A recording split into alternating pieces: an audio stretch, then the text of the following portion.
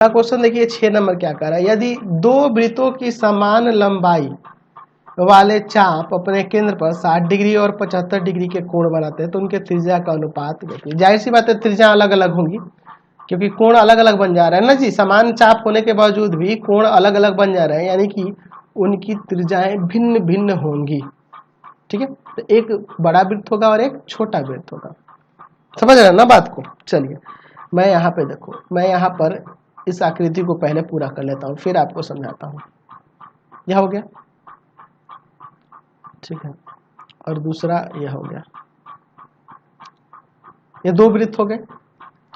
यहाँ चाप की लंबाई समान है, माना दोनों की लंबाई L है, दोनों के चाप की लंबाई L है, AOB, और यहाँ पे देते हैं PQR। ठीक है, अब देखिए इसकी त्रिज्या मैं यहाँ पे कैपिटल R लेता हूँ और इसकी त्रिज्या स्मॉल R लेता हूँ, और केंद्र पर का कोण यहाँ 60 डिग्री है और यहाँ पर 75 डिग्री है। माना दोनों वृत्तों के चाप L है जो केंद्र पर क्रमशः 60 डिग्री तथा 75 डिग्री का कोण बनाते हैं। ठीक है, चलिए ये समझ गए। अब देखिए यह कोण बना रहे हैं और माना त्रिज्याएं R तथा R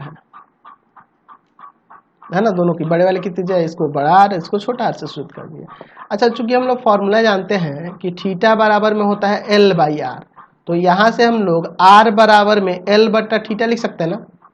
इसलिए R बराबर इस बड़े वाले के लिए R बराबर क्या हो जाएगा, L का वैल्यू इसमें L ही है और थीटा के जगह पे है 60 डिग्री। इसको रेडियन में नहीं बदलते हैं, ऐसे ही रहने देते हैं।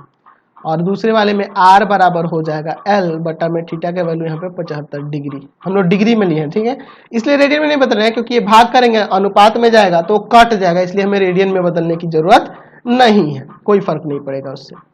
L बटा 60 दोनों में भाग कर रहे हैं, यहाँ लिख देंगे कि 1 में 2 से भाग कर रहे हैं। चलिए L बटा में 75, L से L कटेगा, ये देखो मैं यहाँ पर काट सकता हूँ यहाँ से या फिर ये काम कर सकते हैं 15 चौका 60 और 15 पचे 75, ये पलट जाएगा 5 बटा 4, इसलिए यहाँ पे दोनों के त्रिज्याओं का अनुपात निकल गया 5 अनुपात में 4। समझ गए ना। चलिए आगे बढ़ते, क्वेश्चन नंबर